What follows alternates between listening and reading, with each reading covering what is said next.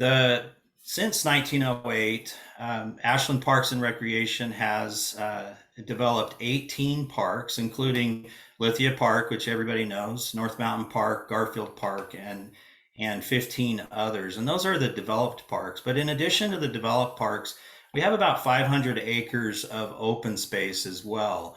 And if you look in the background here, you can actually see a portion of the open space that is Ashland Parks and Recreation on this slide up in the watershed.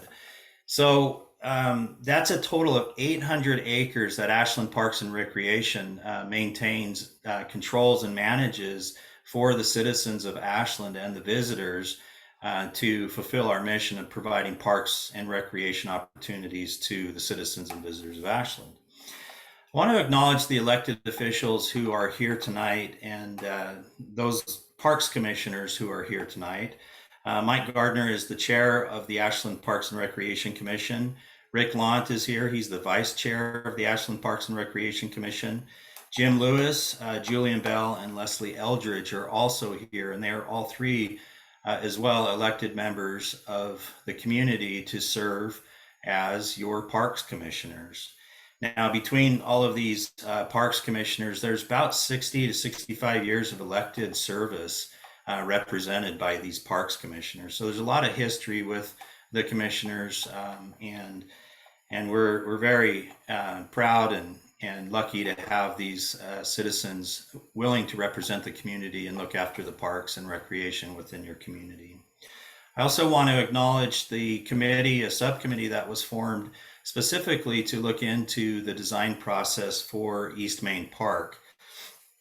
And the people who are sitting on that subcommittee that reports to the Parks Commission or to the Parks Commissioners is Rick Lant from the Parks Commission, Julian Bell from the Parks Commission, Casey Botts, who is representing the cycling community, especially the pump track area and the skills park, and also is associated with the Rogue Valley Mountain Bikers Association, Kaylee Cottle, who is a property manager with the city of Ashland, and Judy Butler, who is involved in the neighborhoods around the park and is a resident close by the park that we are looking at designing, the East Main Park.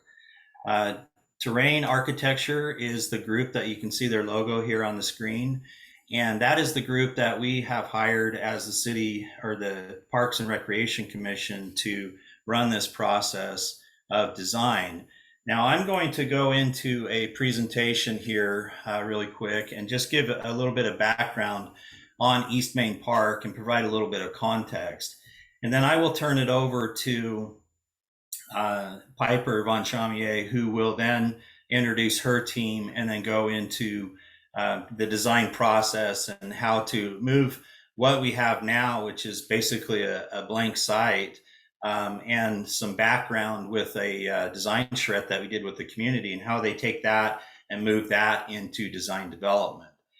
At the end of this meeting, which we have scheduled to go into 8 o'clock, so before 8 o'clock, we will go into questions and answers, and we will use a format that we've used previously with these webinars, which seems to work pretty well, which is the chat function on the Zoom call here, which is a webinar, but it's still Zoom. So everybody has a chat function.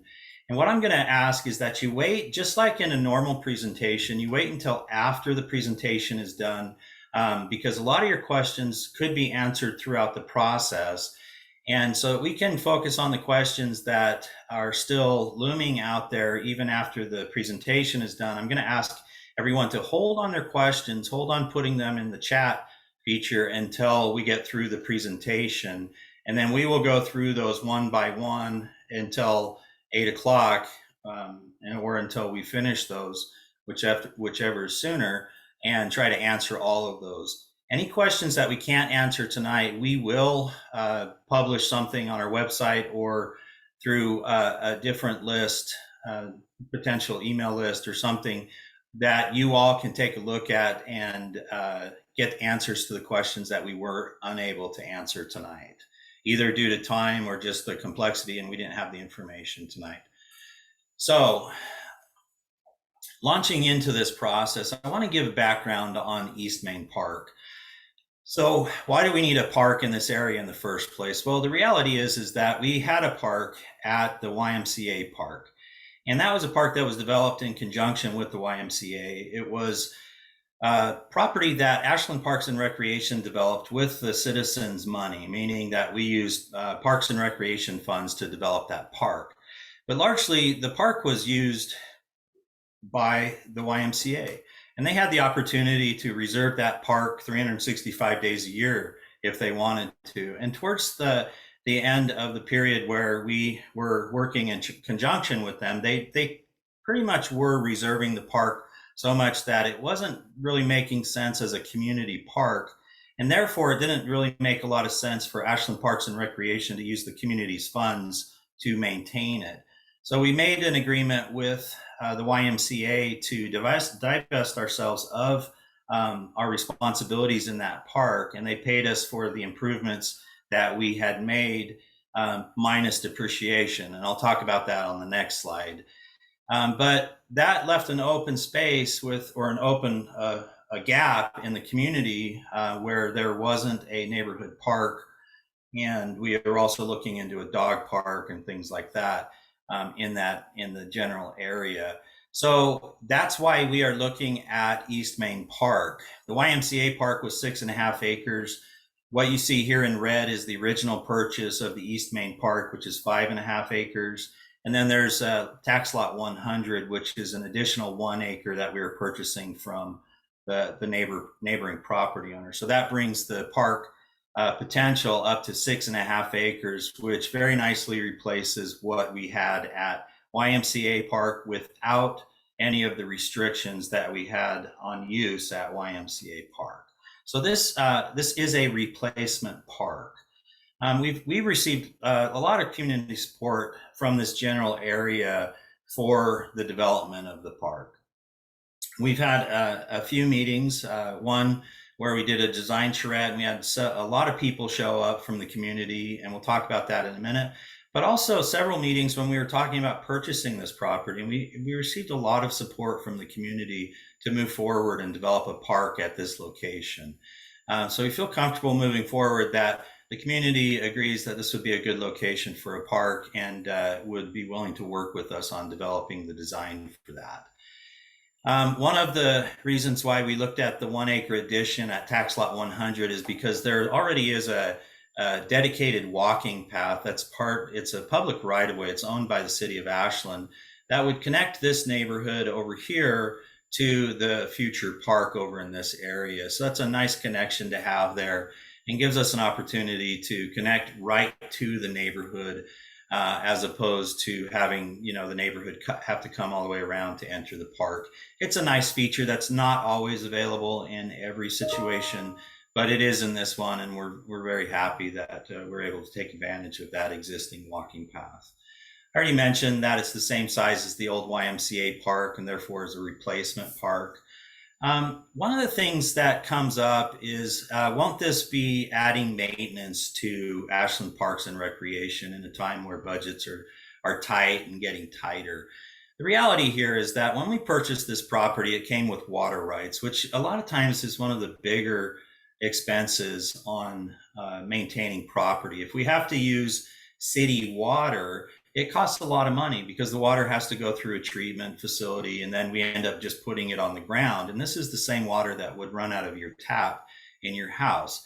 But in this case, we were able to use Talent irrigation water, and that irrigation water that we can use that to maintain the property or to water the property. But also throughout this design process, one of the things you're going to hear, the themes you will hear, is that we're trying to develop it in a way that is going to be the least impactful on our maintenance staff. And another way to put that is we're trying to develop something that's not going to cost an inordinate amount of money to maintain. In fact, we're trying to develop something that's going to cost less than other parks to maintain.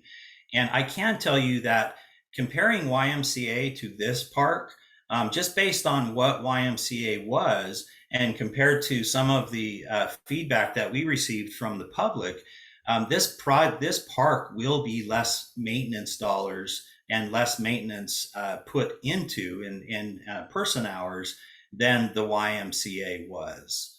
So this is actually a little bit is going to be cheaper to maintain than the previous 6.5 acres that we're replacing.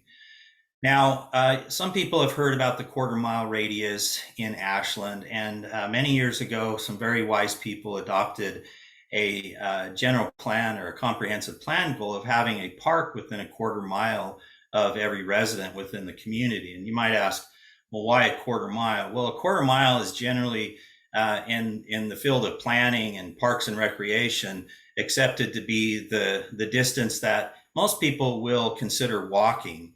If a park is within a quarter-mile, they would think twice about driving their vehicle to that park, and therefore it's more accessible to people as well. If you don't have to drive across town to get to the park, it opens up opportunities for people to recreate and exercise without having to get in their cars and drive, and therefore add to the environmental issues that we have, and also give people the opportunity to exercise as they're getting to the park and exercise as they're getting back.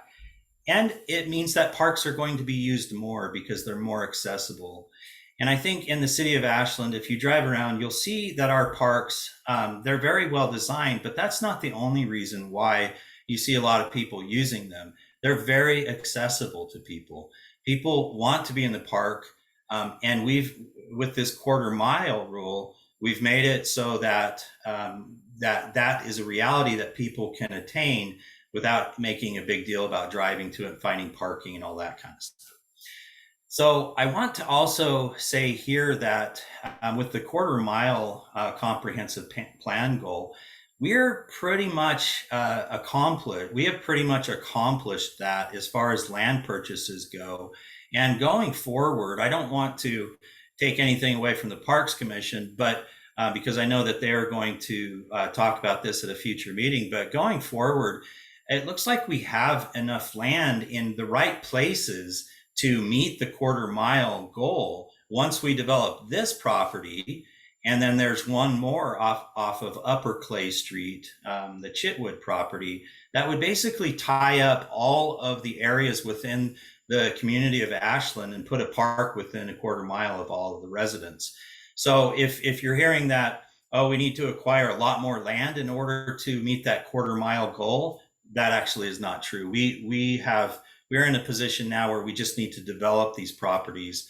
But going forward, there's still land that needs to be purchased for trails and things like that, which this isn't the appropriate time to talk about that. But we will be touching on that subject with the Parks Commissioners shortly in upcoming meetings.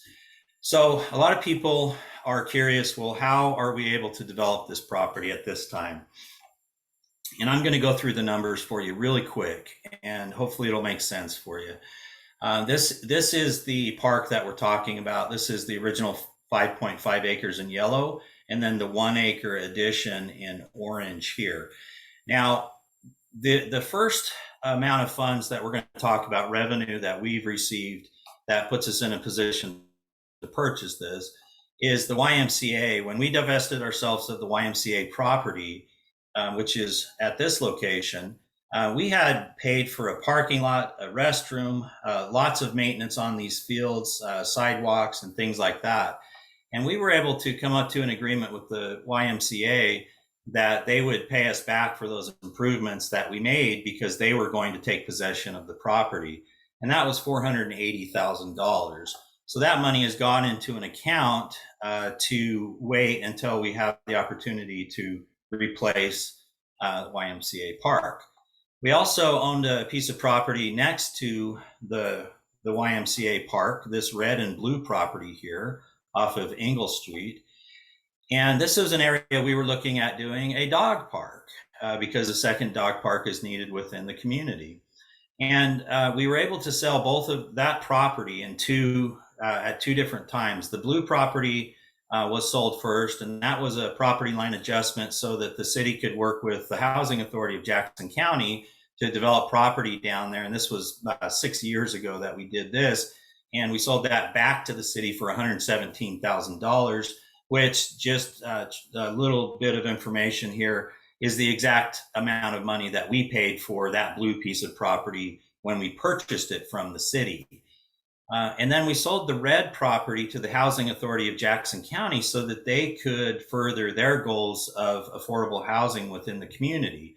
And we actually only sold that to them for the same amount that we purchased it. There was actually no markup on that property, even though Ashland Parks and Recreation had owned that for about a decade or um, more than a decade actually. We charged them the same amount of money that was charged to us when we purchased it from the city of Ashland. So Ashland Parks and Recreation purchased those properties there from the city of Ashland, and then we were able, when we sold YMCA back to the YMCA, we were able to get the same amount of money that we had put into them back out of them, which I'll get to the total here in a second. And then there was already some funds dedicated to a new dog park of $175,000 that was coming from the food and beverage funds. That's the food and beverage tax, as well as some system development charges, which is a charge that is charged to people when they're building new homes and new businesses on a building permit. That was $100,000 that we were going to take from that fund, which is funds that are already available, and add it to this budget. So what we ended up with is almost $2 million when we talk about all of the property changes that we did here. And then you go to the expenses, and I'll move through this pretty quick because we want to get to the design process, but I do think it's important that people understand how we got to this point where we're at now. The expenses are going to, we paid $1 million for the yellow property, that's 5.5 acres, and that was a reduced rate. The Schaefers actually gave us about $800,000 off of what the appraised value was on that property because they wanted to see it developed as a park. So we paid $1 million for that property out of the $2 million about that we had in revenue. We also are purchasing the 1 acre of land, which is $100,000, which is also a very generous donation as well, where we are not paying full market value, and the owners have agreed to sell it to us for $100,000. Now, the other thing that we have going into expenses here is the design of East Main Park and the contract with Terrain Architecture. But in the end, what we have is we have $1.225 million that are going out for the purchase of the land and for the design of the park. And that leaves $741,000 for development of the park. Now, what that means is we'll probably be developing this park in phases. We are also looking for grants for this park, and hopefully we will be able to secure a few grants to help us with the bike skills park, the pump track, and any other portion of this park that we can get a grant for. So when you're looking at this screen, over here we've got on the left, we've got land sales and other funds that come in to equal our revenues of $1,966,000. On the right, you've got the expenses, which to date would equal, for the purchase of the land and for the contract for designing the property, $1.225 million, which puts us at $741,000 positive going forward. And all of those funds, you can see where they came from. None of these funds are coming from operations for Ashland Parks and Recreation. These funds have been sitting in accounts waiting just to develop this property for years now. I also want to emphasize that the elected parks commissioners do adopt goals. These are their top 5 goals. Number 4 would be to build the East Main Park, including the dog park, bike skills park, and pump track. So let's get into the meat of what we're here to discuss tonight. And I'm just going to preface this, and I'm going to turn it over to Piper. So in October of 2019, we held a meeting at the Ashland High School, and a lot of people showed up, and I bet a lot of those people are in the audience today. But we split into 6 tables, and each table, every one of these maps here is representative of a table that got together and with the group at the table discussed what they would like to see go into this park. And they had things that we had, pieces of paper that we had cut out for them showing general sizes, 1 acre, half acre, 2 acres, things like that. But generally what people came up with, and I won't go into detail on all of these, but after we synthesized all this information, we were able to see that what people came up with for this 6.5 acres was they'd like to see, generally speaking, a community garden at this location. We have many community gardens throughout the community, and they provide a valuable service to people who don't have the space to have their own garden. And we have a waiting list that's years long. So there is a need for community gardens within the community of Ashland. The bike skills park ranked really high. The pump track was ranked really high. The dog park, open and natural spaces throughout the park that are less like soccer fields and more like are natural, more natural, and more like prairie grasses and things like that. Walking trails that circumvented and around the perimeter of the entire property was another really big thing that the community that showed up to this meeting really wanted to see in this park development. A perimeter buffer, which, as that was explained to us, was that there would be a buffer around the entire perimeter of open space to where there wouldn't be any development right next to people's property lines, because we are surrounding properties, residential properties, or we are at the back of a lot of residential properties here. A playground was also mentioned. Tonight, I think we're going to talk about some other options that could be put into this plan as well, as Piper gets on here and starts talking about the design process moving forward. So this was basically my section of the process, and I think we're off of screen sharing now. And Piper, if you'd like to come on, we will turn it over to you, and you'll get the opportunity to introduce your team. So I want to introduce Piper von Chamier with Terrain Landscape Architecture, a local firm that is the lead designers on this project. And Piper, it's all yours now. All right, thank you so much, Michael. I really appreciate it. What a great presentation of everything, through the dates since 2019 to present. I just want to make sure everyone can see the screen. It starts with who we are. Is that right? Can everyone see? Michael, yes, can you see that screen? It looks like you've got it right, Piper. Okay, good. That's wonderful. So let's see here. Let me move some things around. So we are Terrain Landscape Architecture. My name is Piper von Chamier. We started our firm. There's 3 partners, myself, Sam Bickle, who will be joining us this evening, and Jim Love. We started this this company 2 years ago, also in 2019, kind of about the same time that the outreach started for this park. I live in Ashland. I've got a couple of young kids, age 7 and 9. I'm fairly involved in the community. I sit on the Historic Commission, originally from Portland, where I was the former secretary for the Friends of Community Gardens. So I love community gardens. And my family and I, we moved here in 2016. We just fell in love with all the open spaces and the parks and all the outdoor recreation possibilities that this town offers. I'm going to pass this off to Sam so he can introduce himself. Yeah, hello, everyone. Is my mic working? It is. Okay. Good. Hello, everyone. My name is Sam Bickle. I am also a principal at Terrain Landscape Architecture. I'm a Colorado native, but I've been in the Valley for about 8 years now, and done a lot of projects in Ashland, and really excited to be helping the community with its next addition to its park infrastructure. I'm going to be in charge of production, which means I'll be developing documentation and graphics on the project. We also have James Love, principal, he's a Rogue Valley native, and he's been practicing in the Valley for 16 years. And Emily Brandt is just joined our team, and she will be helping us with some of the planning aspects of the project, as well as support for everything else.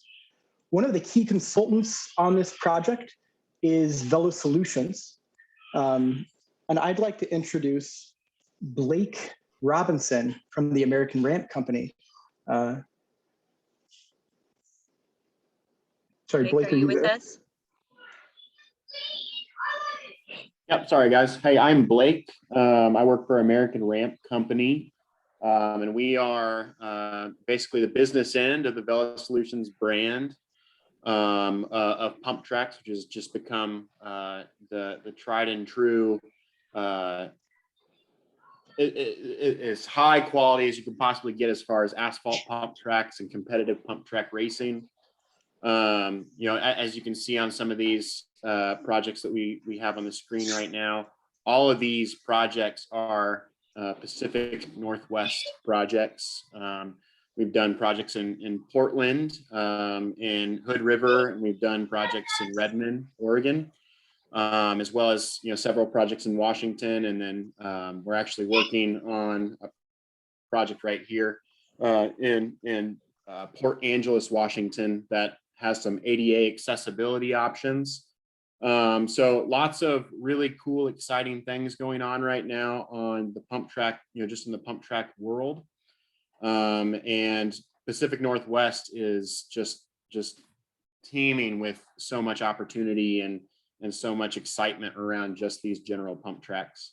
During the design development, it's our goal to not only develop a nice hard surface sustainable pump track for you guys, but we want to see Ashland come out of this pump track design.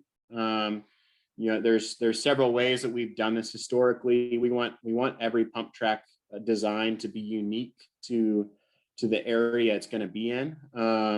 Things like symbols, park emblems, as well as just the coloring of the pump track. I know the Shakespeare Festival is such a big thing in Ashland. How cool would it be to incorporate something like that into the pump track design?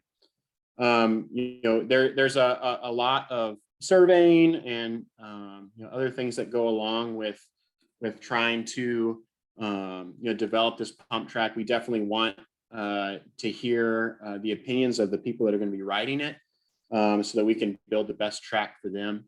But we're excited to just work on this project with you guys and develop another awesome pump track in the Pacific Northwest. One thing that is kind of neat, about Vela Solutions and just the brand, they are pump tracks that are sponsored by Red Bull and UCI. These are, Red Bull and UCI actually hold a world championship competition, both international and a US national competition. And the only tracks they're going to use are these Vela Solutions pump tracks. So one thing that you guys will have the opportunity to try to be one of these qualifiers or even a championship, in the future. That's something that could be exciting and just kind of next level for this park. Thanks, Blake. So our mission, our company's mission at Terrain, it actually took us about 2 years to figure out what our mission was. And it just took working through the projects, it took working through people, it took making some projects of our own. And we really kind of dug deep and we realized that our favorite part about what we do and the things that we create is working with the people, working with the communities, it's understanding how it's being used, and through the regenerative power of landscapes, so that it can be passed on from generation to generation. Health, safety, and welfare is our mantra on all of our projects. We believe that a healthy community is about creating a park that is accessible to a diverse group of people. We really want to hear from everybody. We want feedback from the mountain bike community, from Bee City USA, from the dog owners, from the parents, from the gardeners, from the kids, from the kite flyers, from the neighborhoods, from everyone and all the other stakeholders that are in the city. I think our design approach is going to be as holistic as possible with, involving the community and looking at the land. We're going to be using a lens of sustainability, a lens of community, and a lens of practicality through every step of this project. We think that, high quality design is synonymous with functionality.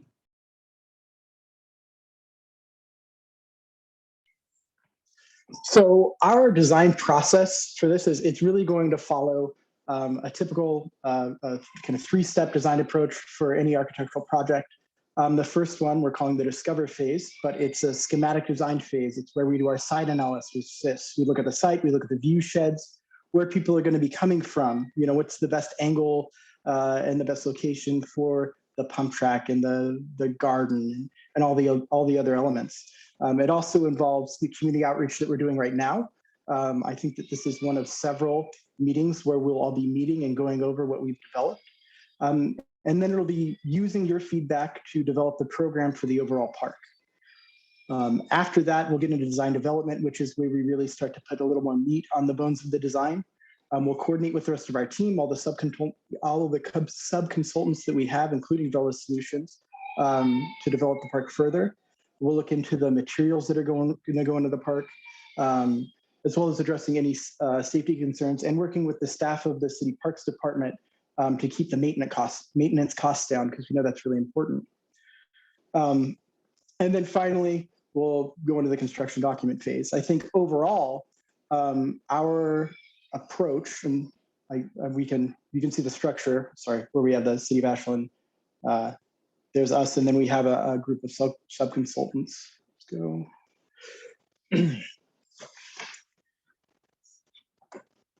Our approach is to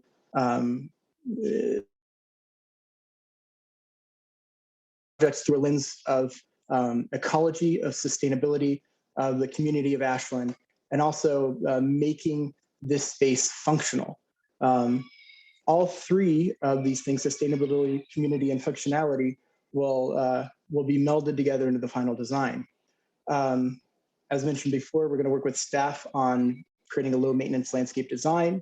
We're going to look for opportunities for pollinator plants and introduce a wide variety of plants for different pollinators and different, hopefully different fauna.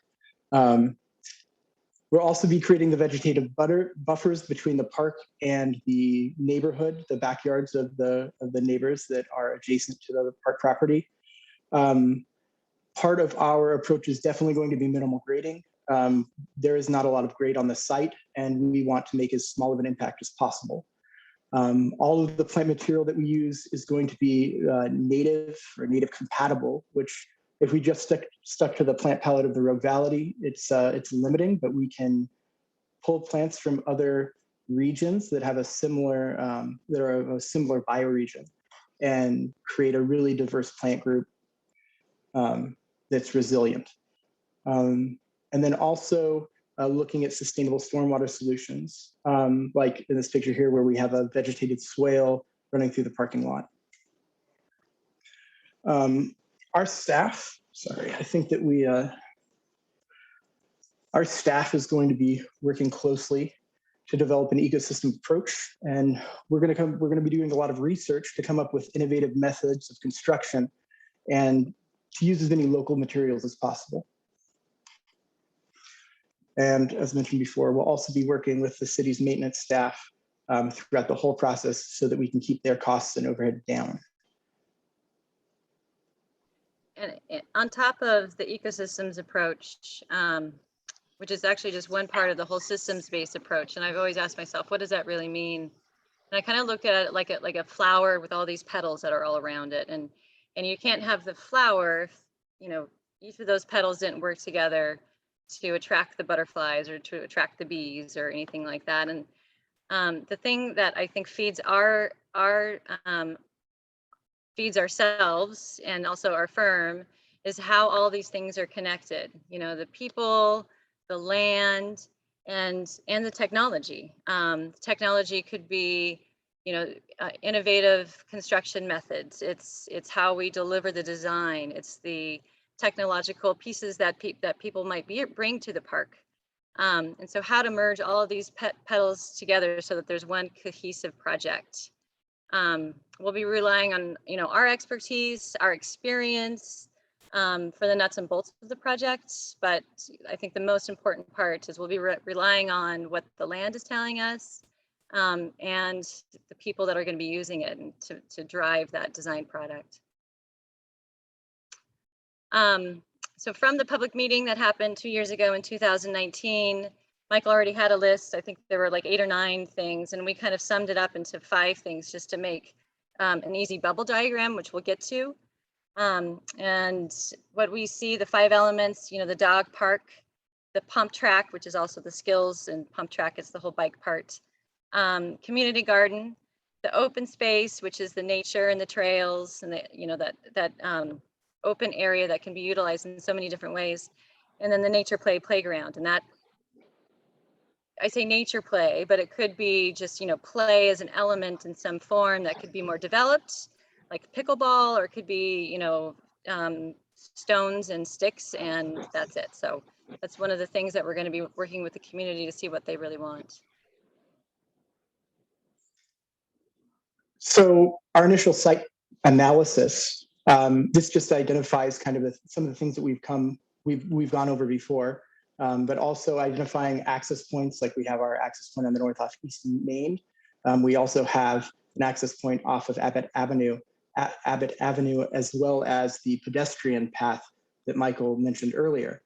There are a couple of view sheds that we're going to look at, seeing if we can, create opportunities for viewing the hills that surround the entire city of Ashland. Across the whole site, as mentioned before, there's a very minimal grade of 5%. So we're not going to have to come up with a lot of solutions to deal with that because it's so minimal. We're also have identified the areas where we're going to have our residential buffer. We'll be keeping the park open on the north and the south for safety. We're not going to enclose the entire park, and we're going to limit those buffers just to the residential adjacencies.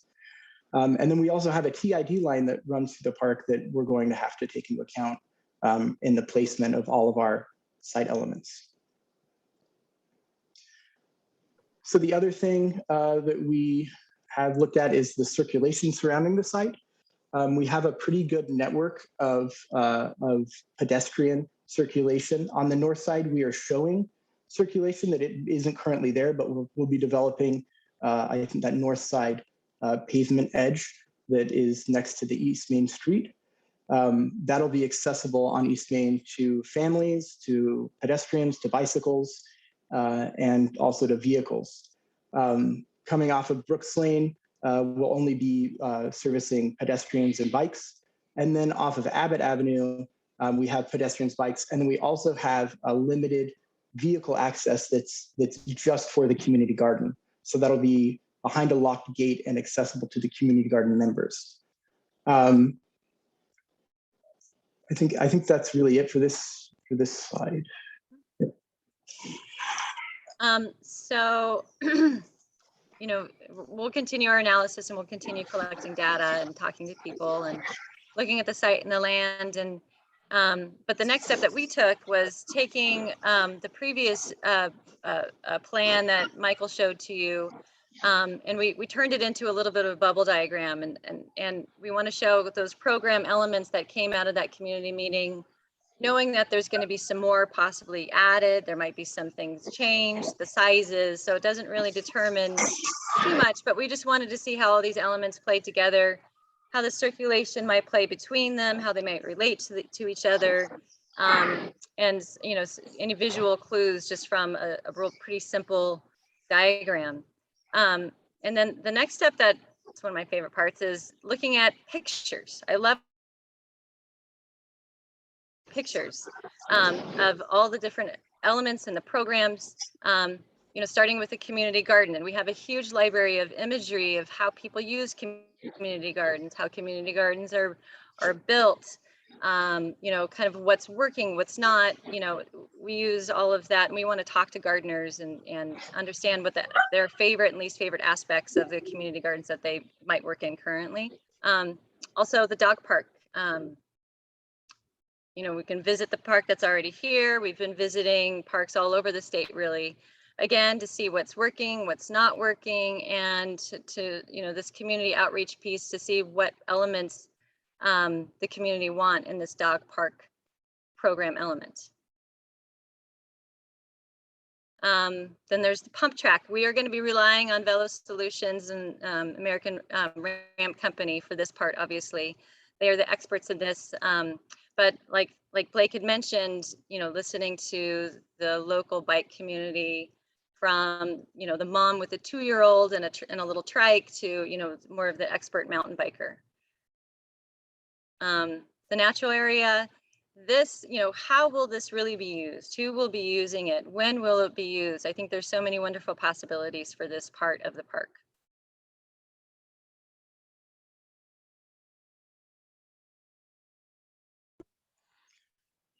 So within the parking area, we're definitely going to be looking at introducing pollinator plants. I think we're going to develop like a core focus for these plant pockets, using native plants, using water-wise plants for the vegetative swales and vehicle buffers, that maybe to give us some space between the parking lot and the dog park and the parking lot and the pump track. And those just won't be limited to the parking, but that will definitely be a focus for us, since that's kind of the main entry. That's where most of the people that are going to be using this parking will be entering into that parking lot. And then I think we also have this central play area, which we're going to be developing a nature play program for. Everyone in our office is really familiar with nature play.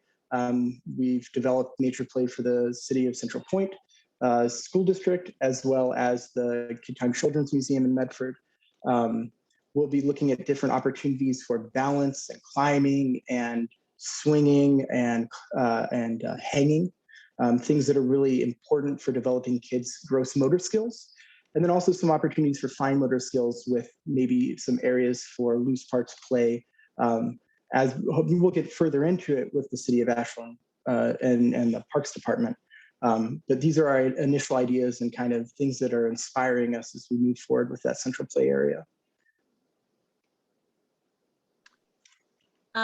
So the next steps, building consensus, it really is about consensus from everyone that's here tonight.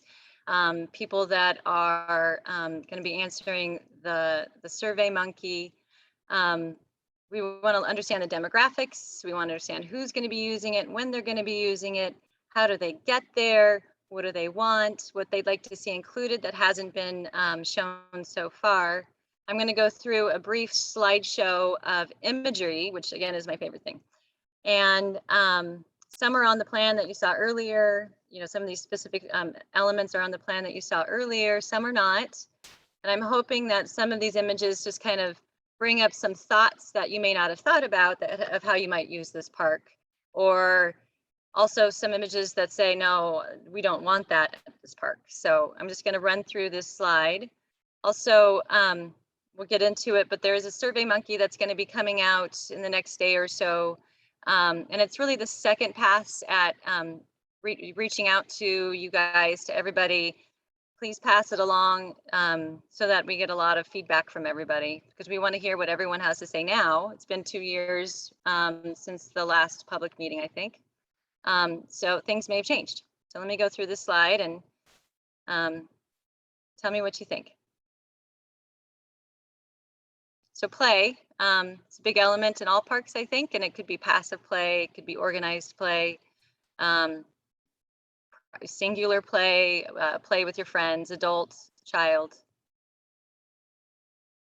Sports, could be very developed with pickleballs, pickleball courts or bocce ball courts or any sorts of court, or just, toss the Frisbee around or fly a kite. I think all parks provide the opportunity to gather with masks on, of course. And, what does that mean? Is it just a picnic? Is it a party? Is it is it put up a screen and watch a movie? And then, this idea of having a little time to yourself or with your friend or with your loved one that's just a little bit quieter, more passive. Of course, the dogs. It's a very important part of this this park. And what do our furry friends want? Do they want a little fire hydrant, or are they going to need shelter if it's hot? Is there a separation between the larger dogs and the smaller dogs? Something that Blake already touched on, of course, is the pump track and the skills park, and who's going to be using that, and what's going to be the skill levels that will be frequenting this part of the park. And then the community garden. What are the best aspects, again, that have been used in other parks? What do we want to see in this park that might be a little different? How do we detail this? I spoke to someone a couple weeks ago about, controlling weeds and how to rake them out and what's the best way to do that. So I think one of the things that we want to do is listen to all of these issues and all of these ideas and really come up with a park that's going to be low maintenance for everybody, community gardeners, the city maintenance staff in the community. And here's just a few extra ideas. So the next step, again, is to continue this data collection. We're going to get into schematic design development. We want to confirm the program elements. We want to confirm who the users are and how it all functions as a park. The functionality, I think, is really the success of the functionality is really determined about how it's maintained over time, and that's going to be very important for us. After this, we're going to move forward with the design from the info that we have gathered. Right now, we're really at the ground floor of this entire design process. So we want to build from here, and in a couple months, we'll be meeting again with the public, with all of you. And we'll have, a design to present so that we can get further feedback and input. With that, I'll pass it off to Michael. Okay, well, thank you, Piper. That was great. Could you keep it on the presentation and go back to the bubble diagram really quick? And I just want to emphasize with the community that's here listening tonight, and anybody who might view this later through the recording, that this bubble diagram is relative to the information that came out of the October 24th, 2019 meeting. And you can probably see in this diagram a lot of similarities to the way that people had started laying things out when we were going through the design charrette. But like Piper said, that was 2 years ago. And there might have been some things that have changed as far as people's perception, point of view, what have you. But this drawing here is conceptual, and it's meant to be very simplistic in its view, but it's representing what came out of that meeting. And the reason why I bring that up is simply to say that there's a process to this design process, if you will. And that process is starting with listening to the public and what their views are. It's kind of what we call scoping. And we scope the public and then come back and we come up with something that we think is sort of representative of what the community was looking for, but not necessarily designed out. And Piper, you can go ahead and turn this off and stop sharing. But kind of show a conceptual that would include all of the elements, but not necessarily design it out all the way. The second step would be to come back to the community and say, based on what you said to us, this is how we interpreted it.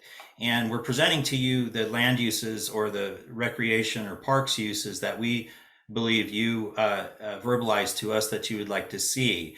And so from here, and starting right now, we want to start taking comments from the public on what you see that was right, what was wrong, what would you like to see moving forward? Is something you saw tonight or heard tonight contrary to what you thought was going to be going on? Is there something you didn't hear tonight that you would like to be part of this park and consideration during the design process? One of the questions that just came in reminds me that you should, if you have questions as well, like what is a community garden? How many people will be able to use that? Things like that. We'd love to answer those questions for you tonight if we can. We probably won't be able to answer every single question, but anything that we can't answer, we will get back to you on. One of the challenging things with COVID is the remoteness of everything, and all of you are familiar with that. I don't need to tell you. But we are challenged here tonight because we don't have the ability to look at each other face to face and talk back and forth with one another.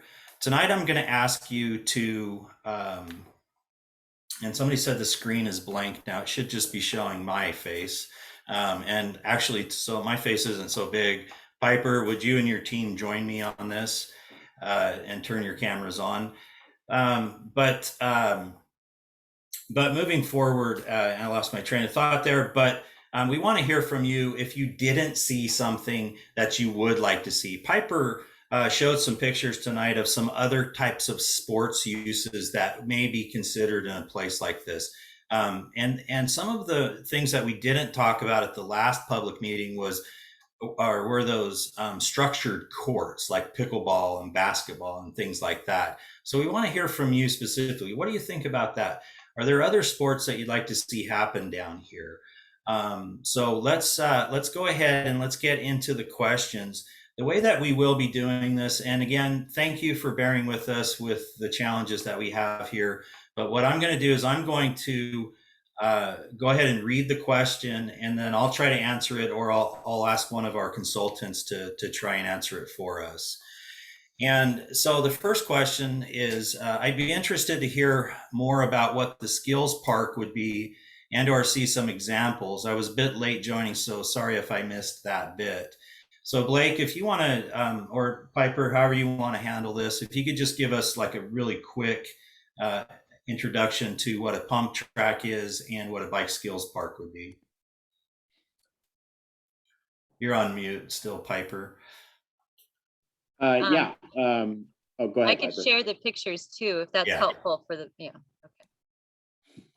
Yeah, so just a pump track. Essentially, what a pump track is just it's a closed circuit. You know, the ones we're talking about today are asphalt, but it's a series of berms and turns, you know, peaks and valleys that allow you to propel yourself forward through that circuit.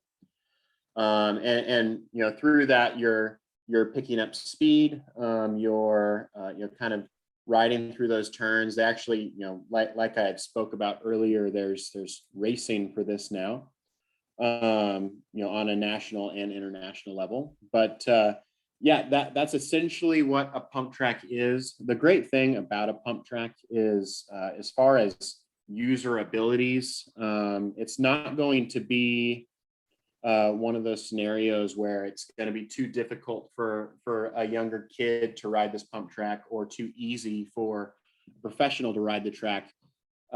You're only going to be able to use the pump track at your own ability. That's one thing that's just so beautiful about these tracks is you're going to have kids that are going to roll over every single one of these peaks and roll through every one of these valleys, and you're going to have, you know, professional riders that are able to jump these same peaks and valleys. You know, one thing that is you know, talked about a lot in the pump tracks even now are, you know, the beginner pump track and the overall main pump track, just to divide that user group a little bit. But the riding style and the pump track itself is very much the same.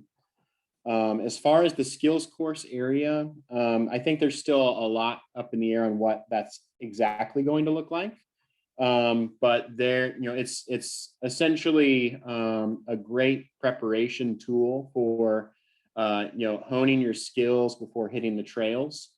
You know, they're going to be, you know, it's going to be likely a closed circuit that'll have, you know, anything from rock gardens to ladder bridges to you know, small drops. You know, anything that's going to be something you might experience on a trail. Thank you, Blake. I appreciate that. So moving forward, there was a question about community gardens, and wait a second, I just lost my place. The person said there was a wait list that was mentioned, and they don't understand how community gardens work and why there would be a wait list. Well, community gardens, the way that they work is Ashland Parks and Recreation provides an enclosed area where members of the community can reserve space through a rental contract with us, Ashland Parks and Recreation, to garden within that enclosed area. And there are more people who would like to have a plot of ground inside that area than there are plots of ground available for those people, and that's why there would be a waiting list on this, because we can't seem to provide enough community garden space for the demand that is out there. The next question was about a pump track. I think that was answered, but the second half of the question, or second question, was, is there a demand for that? And I would say unequivocally yes. This is something that we have had a very vocal and large part of our community let the parks commissioners know that they really would like to see this move forward for the sake of the pump track and the bike skills park. So from where I'm sitting, I don't think there's any question about the demand for the pump track. I believe that there is a significant demand within the community of Ashland for that pump track. The next one is how wide the buffer area is, and that's still being designed, but we'd love to hear what people think. The buffer area, I think I don't know if Piper, if you want to say anything about that, but obviously we're talking measurement of probably 10 or so feet is what I'm thinking. Yeah, and that will kind of shake out once we get further along in the design, and what's going to be involved in that screening, what's going to be used as the screen, and then how it relates to the other elements that are adjacent to that screen. So it's kind of a to be determined item. Okay. And as we come back in the second phase, when you see the buffer as it's being developed, you'll have the opportunity to say, yes, I think that's adequate, or no, I don't think that's adequate. And we'll have the opportunity to have a discussion about that, hopefully by then face to face too. The next one is the person says, I liked what you presented overall. Glad you're focusing on sustainability, and thank you, and you're very welcome. And will pervious surfaces be considered? And I just want to say yes. We want to consider all alternative surfaces that are especially pervious. One of the things that Sam showed in his part of the presentation was also stormwater treatment areas as well, where you see stormwater being routed into areas that are typically irrigated, and taking advantage of the areas that aren't pervious to route stormwater to places where they can be used as opposed to, or as an alternative to watering those areas year round. So Sam, did you want to say something about that? Yeah, I just want to add that some of the advantages of having a vegetated buffer or vegetated swale is that we actually are able to remove through phytoremediation some of the toxins that you would find in the point source runoff. So it's actually doing a lot of things. We're using the stormwater, and we're also making the water a little cleaner by spreading it out over the surface. Yeah. Okay. Thank you, Sam. Sure. What measures will be taken to mitigate the noise for the surrounding homes? Now, I just want to make sure it's really clear. This is not a motocross track. So, and I'm joking. I know you probably know it's not a motocross track, but obviously there's a certain amount of noise that comes with every developed space.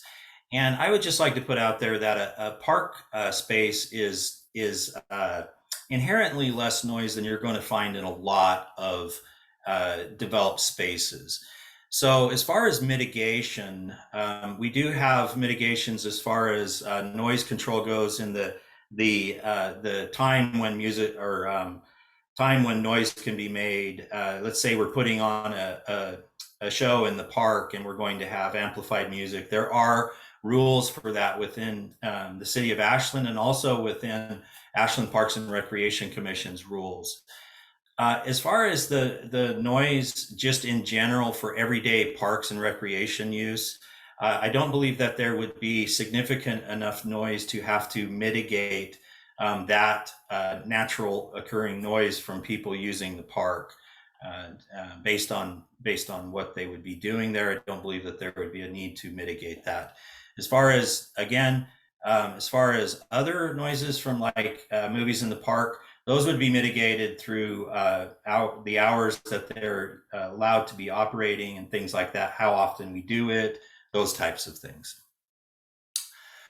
All right, so the next question is the demographics of Ashland are skewing older, so more dogs and community gardens. How does the skills and pump track fit in a neighborhood setting where the parking will be on the streets around the park if there are lots of out of town attendees arriving? And that's a great question. You know, we want to go into this process looking at how much parking will be needed based on the uses that are there. One of the things that we will be looking at in Piper's group, and I talked about this just the other day, is what can we do to encourage people riding their bikes to this facility and walking to this facility as opposed to driving for the skills park? Ashland is in a unique position where it's a bike friendly community. The central bike path is in proximity to this park, and there are also bike lanes and things like that, that would help people get to this park without having to drive to it. As far as what are we going to do if people are parking on the streets, if there are events and things like that, we can talk to the church that is close by and ask them for shared parking. We can also work with people. For instance, if there ever was an event for the pump track, we could talk to the school district who we've partnered with in the past and continue to partner with, the local churches, things like that, to regulate the parking so that we don't have that filling up the neighborhoods. But on a day-to-day basis, we're trying to plan this park with enough parking that it isn't inherently spilling over into the neighborhoods. Piper, do you want to add anything to that? Okay. Since the overwhelming participation for the park should be coming from a 1/3 mile radius, or yeah, about that, could the parking area be made smaller or be developed directly abutting East Main Street? Another great question. It is abutting East Main Street, and we are going. You got two divergent views here, you know, or different points of views based on different uses at different times. But obviously, we don't want to build the parking lot too big either. But the reality is, we do need a parking lot. The dog park and the pump track and the skills park will pull from outside of the 1/4 to 1/3 mile radius, so people could potentially be driving to the park. Meant to put a number 2. Okay. In front of the question about the skills park usage. To separate that, I'm sorry. That was not a question. That was informational for our benefit. The pump track seems way too ambitious for the size and surrounded by homes on 3 sides. Is that a done deal? Piper, I'd like, so I'm not answering every question. I'd like you to talk about this, or Blake, but one thing I'd say in advance is, remember, this isn't designed yet. So Piper, do you want to say anything on that? Yeah, I'll say a couple things on that, and then maybe Blake can pipe in. But yes, this isn't designed yet. Absolutely. It's one of the things, you know, the pump track, I think, it has been requested by a large portion of Ashland. There's a lot of people that are really wanting it. I have been to a couple pump tracks, and one of them I'll use as an example is in Redmond, just north of Bend. And it's also right adjacent to a neighborhood surrounded by homes. It's the only part, that's the only program element in this park. And you know, after talking to that city and seeing how, you know, people come to that park and with the sort of traffic issues that they've never received any complaints about the cars or about the amount of traffic or anything. And I think that's fairly indicative of most of the pump tracks that I visited. And I think that Blake can probably address as well.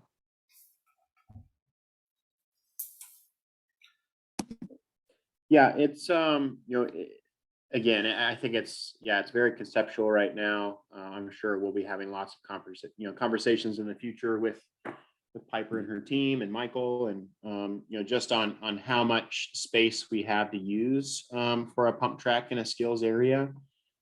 Generally speaking, if you're for instance, the Redmond pump track is around 15,000 square feet of total space, total space, 15 to 20,000. And that is a intermediate, medium sized track as far as what's really kind of coming out now, and what needs to be understood as well is they are a very popular and needed amenity in the area. And you're going to, it's going to be expected that the track can hold as many people as possible. Given especially, this certain time, the pandemic, we need to be able to spread out as much as possible as well. So that there's, I'm sure, a lot of factors that kind of play into everything, but again, it is very conceptual. Okay. But I want to speak for, I think I speak for everybody here saying thank you for the comment, because as we go forward, these things are going, all of the comments and questions, because obviously these things are going to be in our minds as we're going forward. And before we bring the next design to you, we will be talking about these things more. The next one is a comment. I'm concerned the pump track attendance would dominate, and not in a good way, over the other quieter uses. It's not a question, it's just a comment, but I just want to also reiterate that these are the bikes that don't have motors in them. I don't necessarily think that the pump track is inherently loud either. So the next one is, thanks so much for the focus on native plants. I would encourage you to look into what is available from other places than commercial nurseries. Thank you, appreciate that. We have a number of organizations, seed companies here in the Valley, and they have plants, shrubs, forbs, grasses, and bulbs that are native, that are not available in places like Shooting Star. We named one of them. I would be happy to share more about these sources. And thank you for that comment, and we will keep that in mind. We do have some very qualified landscape architects working on this, and I'm sure they know all of the resources, but we could, if you want to send us an email with the resources you're talking about, we'll make sure that those are on the list. Yeah, I'd love to learn more, because I don't think we know about all the sources. Oh, I thought you just knew them all. So. I know. No. Not yet. No, it sounds like we're going to soon. Okay. Does the pump track require maintenance? If so, would the Parks Department do it, the Parks Commission do it, or as an example, graffiti removal should it happen? Ashland Parks and Recreation Commission employees would provide all of the maintenance on the pump track that we are able to. From time to time, I think it would be appropriate to have Velo Solutions come in and help do some scheduled maintenance and things like that. But graffiti removal, things like that happens in every park. It is not just one type of use that brings on graffiti. It happens in Lithia Park. It happens in all our parks, and we take care of that as soon as it happens ourselves. Let's see. I can see a positive benefit from the bike facility. Just wonder whether this site is big enough to mix with other uses. I'll let you guys respond to this, but the other thing I would say is, I think we've got very qualified people here to try and help that happen in an appropriate way. But Piper and Blake, do you guys want to respond about that at all and give some feedback on the size? Yeah, and I'll rely on Blake as far as the ultimate size for the community. Again, this is all concept. Things are gonna shrink and grow and change shape and move over, and that's one thing. That's kind of the first thing that we look at, is the scale of the site, the scale of the land, and the elements that are on it, to make sure that everything can fit. And if it can't fit, then what has to give?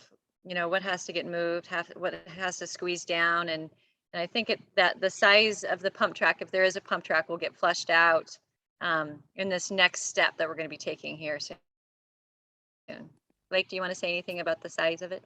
Yeah, and again, yeah, just like echoing what Piper said, it is conceptual. But what we are seeing is this, this is a family function. It is, not going to be, it's not going to be just teenagers. It's not going to be just young adults. It's not going to be just kids. It's a family-oriented space, and it actually works really well with the neighboring amenities. What it is a friendly facility to be partnered with, a sports court or all of the other amenities that we're talking about. It's not going to be encroaching on anything. It is a complementing amenity in the park. That's a great word, complementing. Thank you for the responses, and thank you for the question. So the next one is incorporating wide areas along the periphery that will act as buffers to the nearby houses, planted with native plants. I believe this might be a second half to something, but I'll go ahead and read it. It seems as though it's a statement as well. With signage along meandering trails, these areas would provide another educational and usable resource for the community. With minimal upkeep, we noticed that the southeast corner already has a lot of trees and could provide a natural area for shade plants. Piper, you want to respond to that?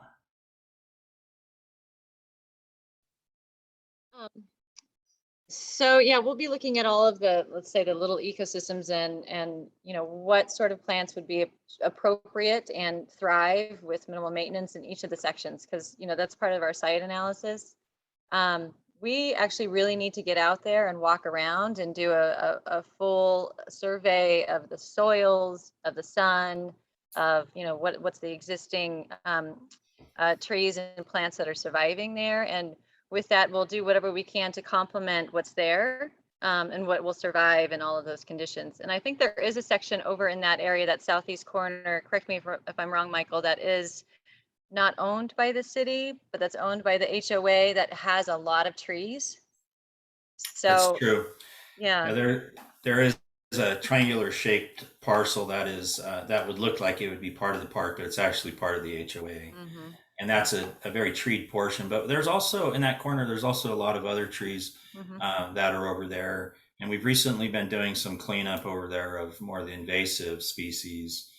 And I know a lot of the neighbors have been really happy about that. But I think that's a good response, Piper, that we will be looking at all of the different ecosystems and working with what we have there right now as well. So the next question is, will locals be able to assist in the construction of the track? And to answer this question, I'll just say, heck yeah. We and if it's not the laying of the asphalt, it'll be shaping the pump track. It'll be working with the designers and things like that. A big part of when I showed you the budget, I showed you that there's a certain amount of money that we have to develop this park. And one of the things we're going to be looking at is trying to raise funds through grants. Well, when somebody volunteers and works for us, and when we can get groups together to work for us, that's a form of a grant. And that's where people are giving in kind of their time and expertise to help us accomplish something at no expense to the community. So yes, there will be opportunities, I believe, just as with all of our parks.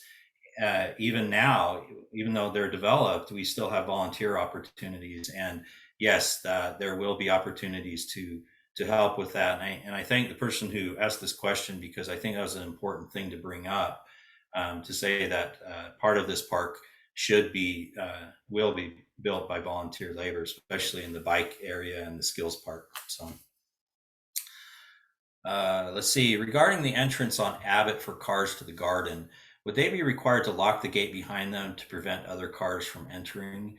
And I'm going to give you a kind of a case study of Ashland Creek Park. Ashland Creek Park has a small parking area that has a gate that's locked. And the only people who are supposed to go in that gate are the gardeners when they're dropping off materials or loading up cars and things like that. And for the most part, that's exactly what happens. For the first year or so after the park was developed, we did have to remind people that the gate was supposed to be closed at all times. And I think now, once the learning curve kind of got established and people got used to the gate, it pretty much is closed all the time. So to answer your question, would they be required to lock the gate behind them to prevent other cars from entering? Locking is kind of a nuanced thing, but closing the gate and making sure it's latched so that it's not a free entrance into the park, or people trying to figure out where to go or just kind of driving down in there, that would be required of the gardeners as they come in, and locking it as they leave. There is a lot of demand for a pump track. Another statement from a community member. Assuming bathrooms will be included, did you mention? Hope you will include metal roofs, solar, and water catchment tanks for all of the built components. You know, I'm glad someone brought up restrooms, because during this process, one of the things I'd like to talk to the community about and our designers is the restroom concept in itself, and what should be provided at a location like this, and how can we potentially reduce the costs associated with building facilities like restrooms, but still provide people services that they need, especially when you're going to be at a park for an extended period of time. There are other recreation agencies, parks and recreation agencies around the state who are trying different things out. And I don't want to say today, you know, we're going to do this or we're going to do that. But restrooms are very, very expensive to build. And we have them in almost all of our parks. There's only a couple very small parks that don't have them. So it is something that we will be talking about. And at the next meeting, we will have a proposal for people to review on what we think would be adequate for restrooms and providing those amenities to the public. As far as metal roofs, solar, water catchment, those types of things, that's right up the alley of the type of design we are thinking of for this park. Regarding the blackberries, I invite you to consider the possibility of using goats as they do work. And whoever wrote this, I would just encourage you, and I think this person has posted a few questions and comments on here. I would encourage you to have anybody with goats who has a model for leasing those to property owners and places like Ashland Parks and Recreation to get in touch with me, because we have looked into this previously and we are certainly not averse to the idea of using goats. We just need somebody who has goats to be able to perform that service for us. And we do have a couple of locations that are completely fenced in that could potentially work, but I know there's other options as well. So if you know someone, send them my way. Does the pump track have to take so much space? I think we answered that question. Bee City USA would be happy to assist in inviting neighbors to adopt parks, parts of the plantings. Of course, we are aware of our good Bee City USA, and we do manage a lot of adoptions of parks and of park spaces, and appreciate the opportunity to work with them again. Did you weigh the opinions of the residents within the quarter-mile distance from the area more heavily in determining the priorities for the park? Now, I'll tell you one thing we did do with the residents a quarter mile away. We noticed them specifically about every meeting that we've had so far to ensure that they had an opportunity to come in and to comment on the park and what they would like to see at the park. As far as did we weigh their opinions more heavily, this park is being developed in a neighborhood, but it's being used. It's being developed by community funds, and it will be a community park. So there aren't citizens who get more preference or preferential treatment than others, but in some cases, we try harder to notice people who are closer by. Someone who shares a fence with us, we're going to have a one-on-one relationship with them. So as we're talking about buffers and mitigation and things like that, we'll have the opportunity to talk with them one-on-one about those things. I don't believe that's preferential treatment, but more just trying to be a good neighbor. As far as neighbors deciding what uses ultimately go into this park, I believe the community as a whole is who is steering us on the development of this park.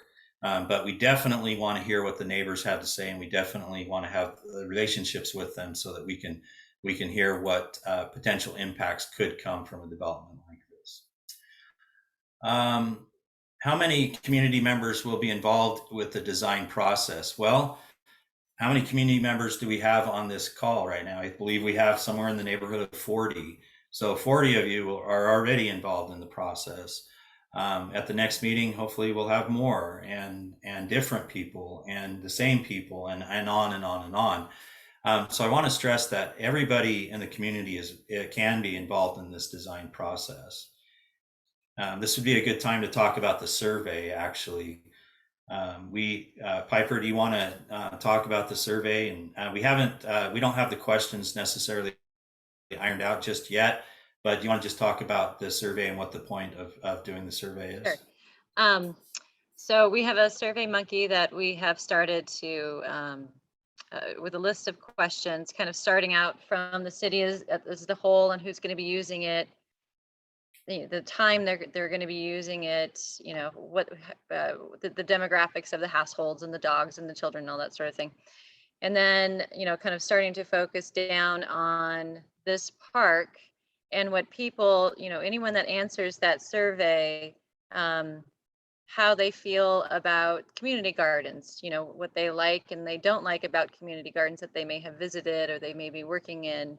Same thing with, pump tracks, if they have any experience with those, dog parks, playgrounds. So we kind of list these 5 elements, and we've kind of grouped into these 5 elements to really kind of reach out and say, do you have anyone in your household that will be using the playground or be using that play element? What sort of play? Is it pickleball? Is it climbing rocks? And then, on top of all these questions, there'll be a fill-in part so that we can really gather as much information from the community at large. Good answer. So, and that's something we will be pushing out very soon.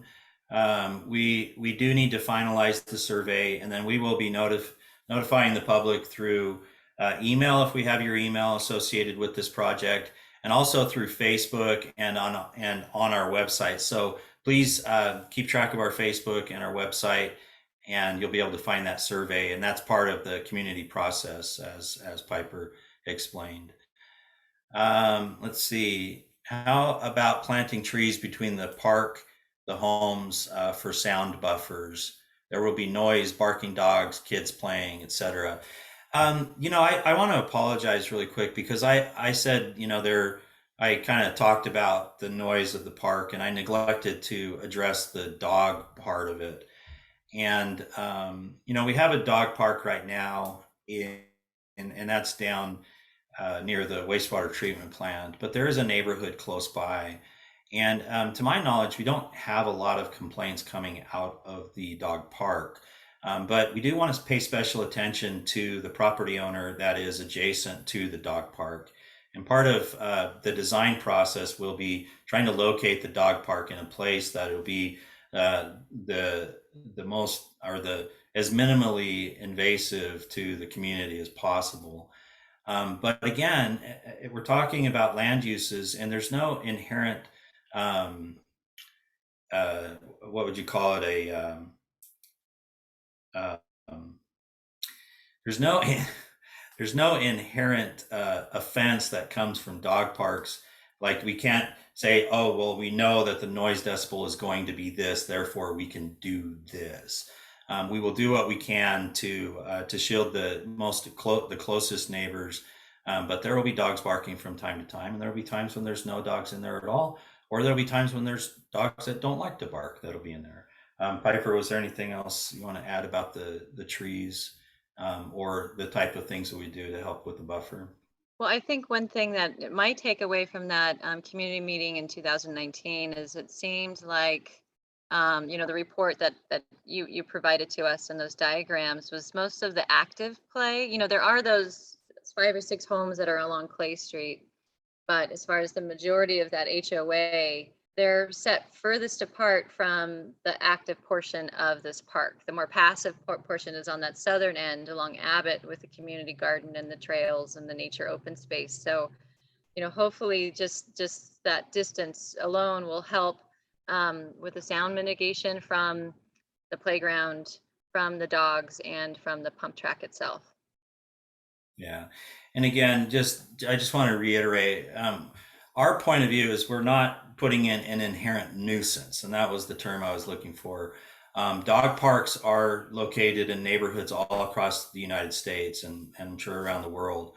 And we will do our best to mitigate anything that we can. But again, they're not inherently a noise nuisance. Let's see here. Does the HOA for the properties on Brooks own the paths? No. And I think that has been a question that's come up before, but the fact is, it is a fact that that property was dedicated to the city of Ashland as public right of way at the same time the development was done. So the property that the path is on between the two houses that comes from Brooks and goes into where the park is going to be is actually already owned by the citizens of Ashland and is public property. Let's see, what type of maintenance can be expected from the pump track and what type of liability is to be expected? I'll answer the liability really quick. Blake, if you want to jump on and answer the maintenance, that'd be great. But again, parks have liabilities that come with them. And, swings, we have liability with swings. We have liability with everything that we provide. The state of Oregon provides what is called a recreational immunity to parks and recreation agencies and cities that provide parks and recreation. And what that says is that as long as we're doing our best to keep the facilities in good working order and we're not we're not just going out and creating hazards for the public and things that we could prevent. We are immune from. We have recreational immunity. So, for instance, if you're walking in the park or you're running on a trail, and a lot of people run on the trail, and they don't necessarily have an issue. But one person twists their ankle on a tricky portion of the trail. Well, that's the nature of trails, and you're not being charged to use that trail every time you use it. So Parks and Recreation has recreational immunity on that. Now, another example would be if our staff was to leave a big hole in the middle of the trail, and you ran that every day. And one day you ran it and it wasn't there, and the next day you ran it and it was there. Well, then we have liability for that. But what we try to do is we try to maintain all of our facilities in a way that we can limit the liability as much as possible and limit and by that I mean limit the possibility that people could be hurt because of negligence or anything like that. So you may not know this, but we have 2 of our parks employees who investigate all of the playgrounds throughout the city, all year long, and they check every bolt and all those different types of things. And we try to do our best to prevent any types of injuries that could come from our facilities. Blake, could you talk about what kind of maintenance would be typical for a pump track? Yeah, as far as the maintenance for a pump track, there practically is none. We if you were looking at a dirt pump track, it'd be a different story. There's erosion controlling and things like that. But with a hard surface pump track, it's going to have drainage, tied in. You really have nothing to worry about. There's virtually no maintenance on these projects. On the pump track portion of it, and Correct. And you know what, that's in line with what we're looking for, right? Is minimal maintenance. So what are the plans for restrooms and lighting? Restrooms, like I just explained, we're going to come back to that at the next meeting. We haven't got into that detail yet, and lighting would be in the same vein. So pump track sounds great. This is a new comment. Track sounds great, but have you considered putting it near the skateboard park, perhaps a similar user group? Yes, we have considered that, and it has been decided by the parks commissioners that this is where it's going to go for various reasons that I just couldn't go into today. But I can say the space near the pump track, anywhere near the skate park, is already programmed with other uses. Also, consider the golf course exterior grounds might provide more parking and more space. A good point. You know, recently I've thought about. I mean, I'm always thinking about things that we could do at the golf course, but this is the location that has been decided after considering all of these locations. It was determined that this would be the location. And part of that is making it easy to get to, so we don't have to build big parking lots and things like that. In fact, if it was up to the biking community and our friends in the community who are going to be using this in the future and are going to help build us, this would have been more central to the town. But this is the spot we've got and where we're going to do it. So great, thanks. Sorry for including a name. Oh, sorry, that was nothing. Combining bike riders on trails with walking residents seem risky. I think there's maybe an assumption being made here that bike riders and people on the walking trails, that the walking trails are the same as the biking trails. Piper or Blake, do you want to talk about that? Well, I think that, the pump track is going to be for bikes. That's the asphalt portion of the bicycle area. And then the skills park, same thing. It's going to be specific for just the bicycles.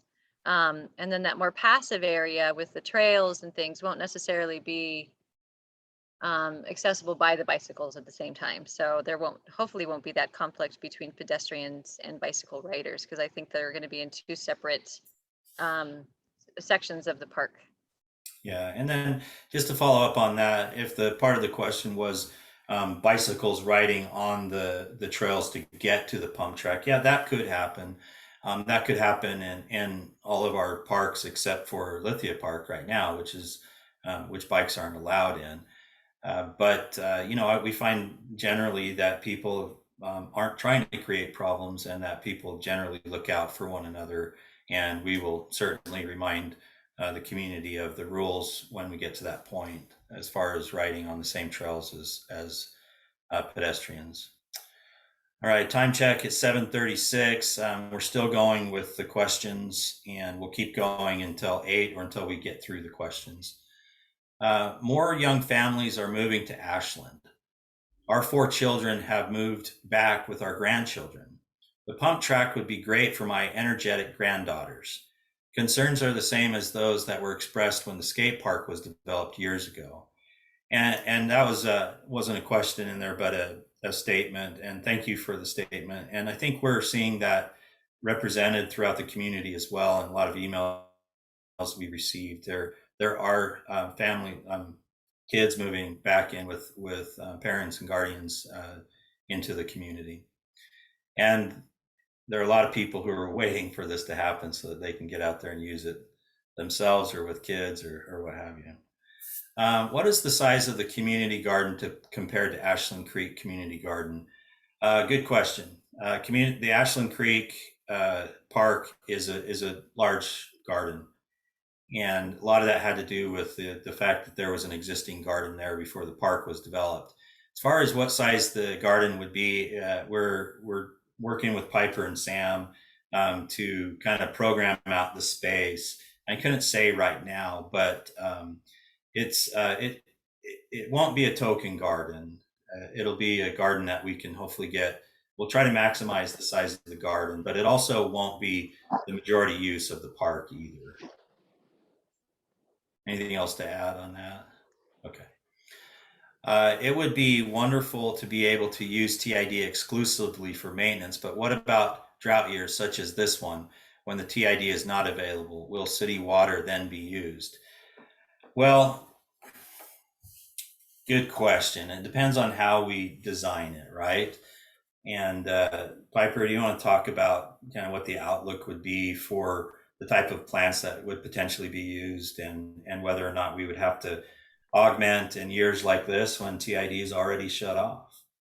Yeah, I think that is such a good question. I have a few acres here on the south side of town, and I've just been experimenting actually with plants and what can take a minimal amount of water. And I think if we had just planted this park this year, let's say, and we experienced this drought, then yes, we'd have to supplement. The idea is that we get plants that are drought tolerant that can go for several months once they are established, but they have to be established before we can really shut down the water, like it has been this year. I think that's kind of the mantra that we're going to take for the entire park, to make everything as drought tolerant as possible, except for maybe the community garden itself, because there'll be more annual plants in there that the gardeners will be planting themselves. And as a community, we also need to accept that things are going to get brown from time to time, and we do need to sacrifice, some of the things that we're doing in certain areas, and we're trying to design that into this park so that it's not collateral damage. That hopefully they'll bounce back after a couple of months without water. So thanks for the answer, Piper. I think that was really good. If we could not ever have to use and pay for city water again, we would. But we know what the reality is. We use TID a lot, and the times that we can use it, it does prevent us from paying city water during that time.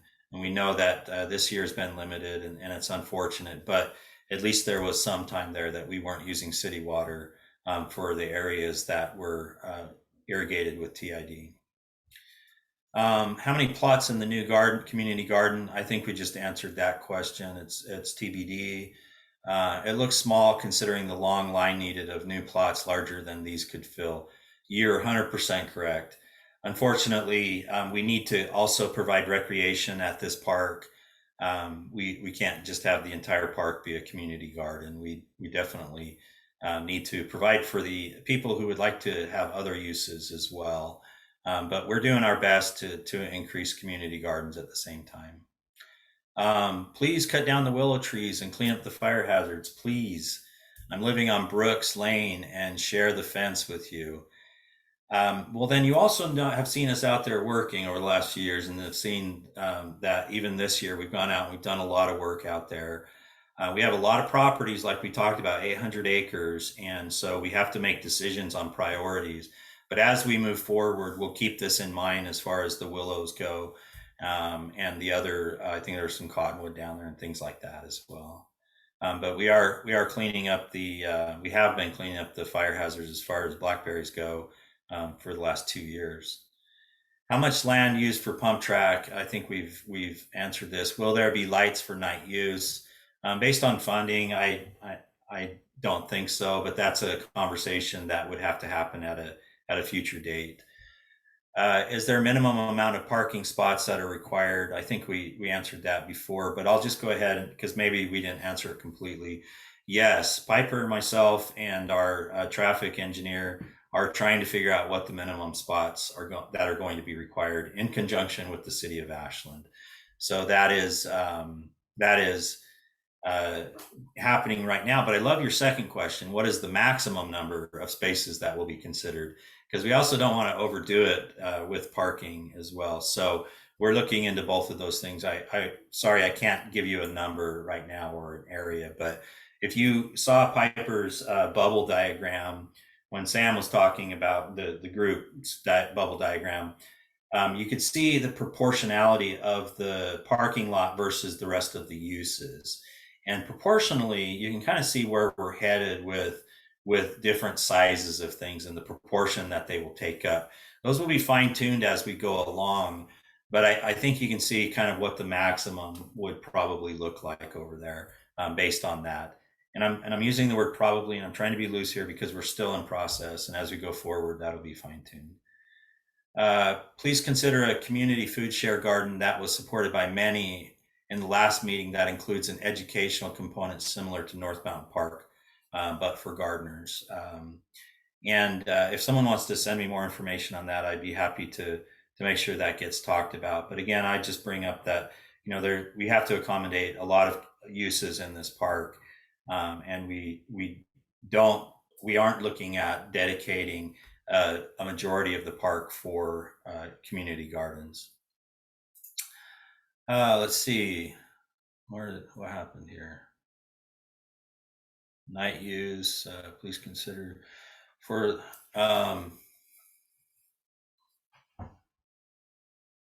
so someone would like us to just consider tree planting as far as noise goes for mitigation of the dogs, and we hear you.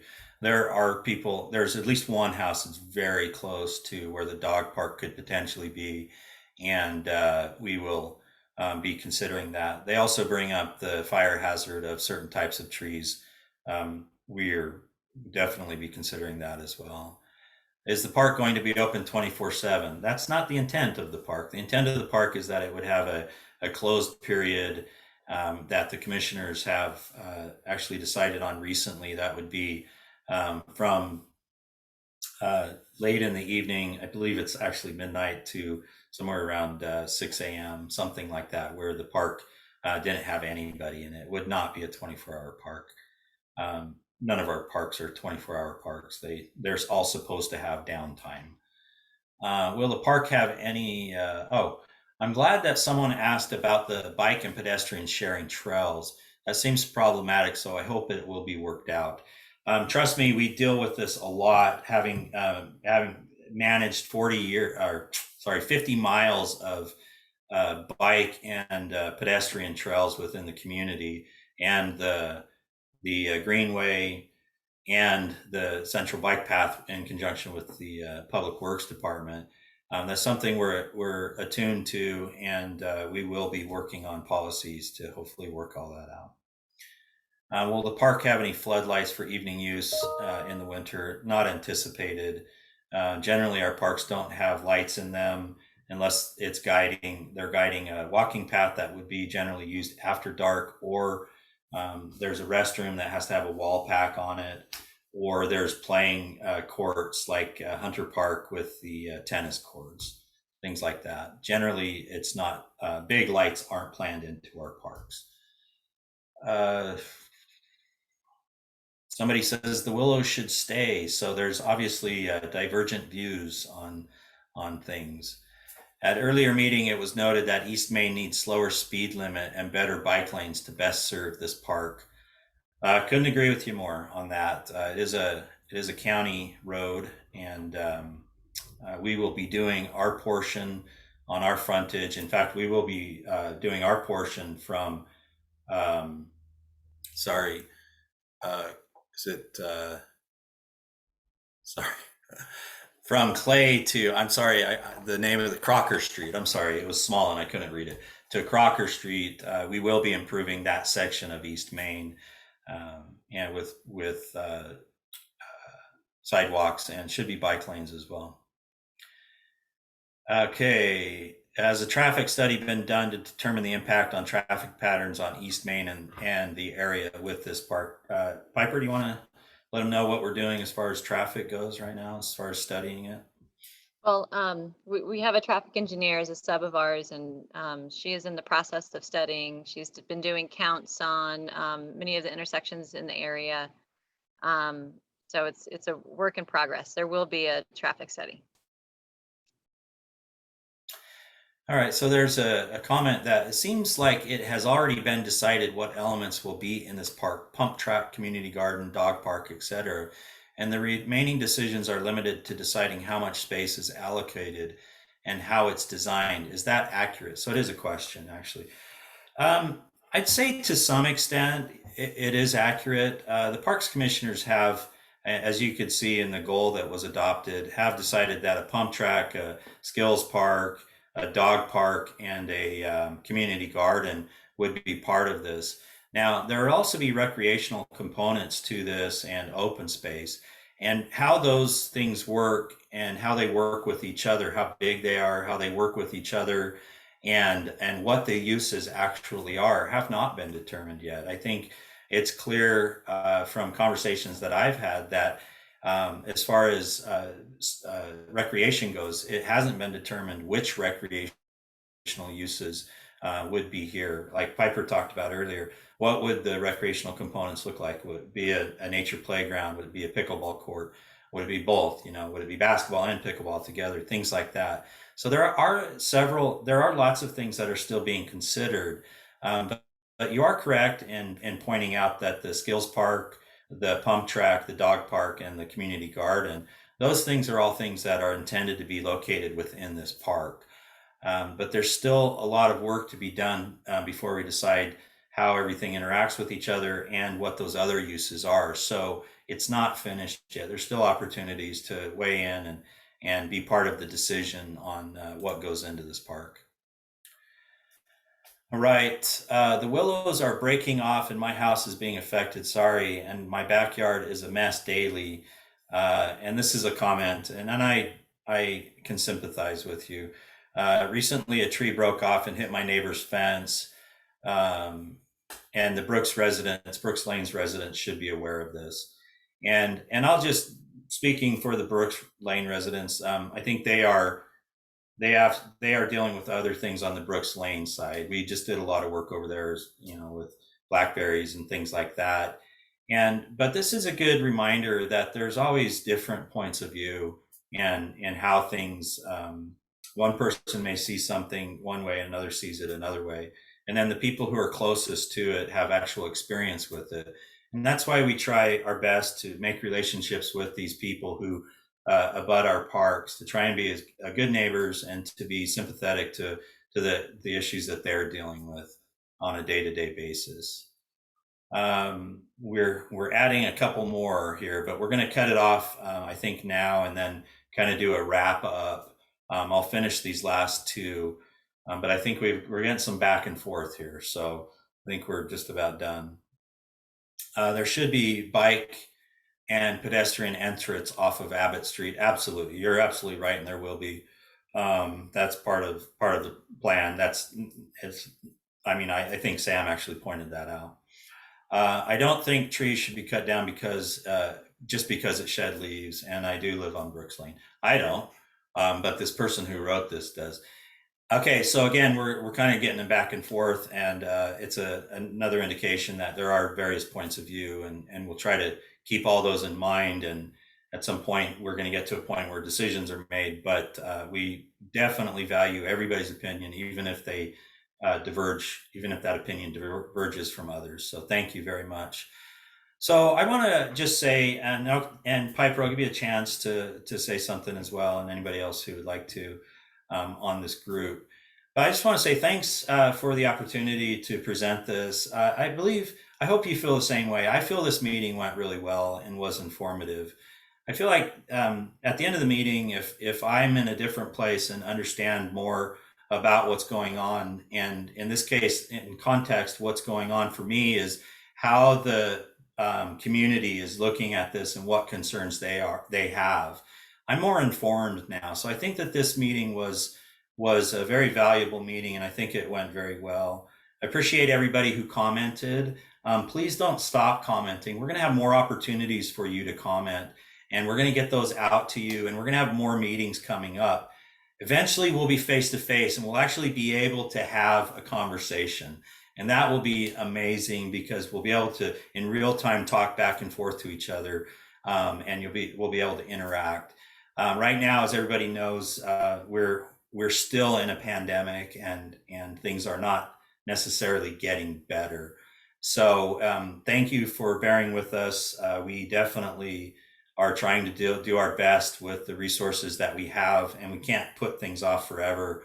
So having this meeting this way is a better alternative than waiting for another year before we can start moving on this.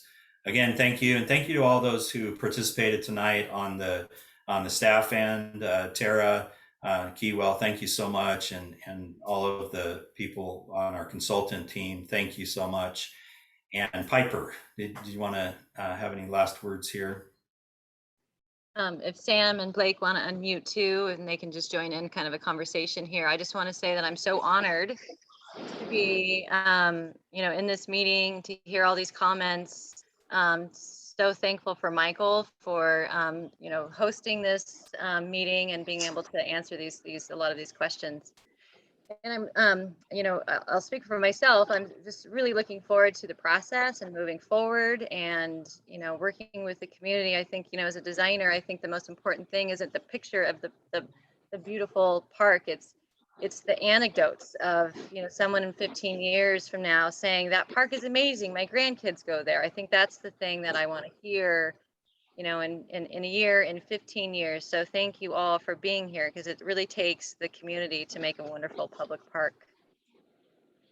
Yeah, part of the reason that we get into the profession of landscape architecture is really to make park spaces and make community spaces for people and to meet your needs. And that's what's so important. It's so great that we have these opportunities to touch base with all of you. And we're really happy to be here. To our first park that we're going to design as a firm coming out of 2 years is going to be for the city of Ashland. It's a great honor. Like Michael said, just keep giving us comments. Let us know. We have some gross program elements that are figured out, but we need to figure out what's going in those. What do you specifically need in this dog park to make it function for you? What do you need in the community garden to make it function for you? The different fitness or play elements that we can put in that large space, opportunities for rest and respite in the larger nature areas. It's all great. And if there are images and stuff that speaks to you, please let us know. Mm-hmm. Thank you. All right. Well, I appreciate that. And thank you, commissioners, for being here. And we'll be discussing this more with the commissioners as we go forward. Again, thank you. And Leslie, thanks. If any of the commissioners want to say anything, we do have a couple more minutes. So, okay. All right. Appreciate everybody's involvement, and we are moving forward on the design process for this park. So thanks, everybody. Talk later.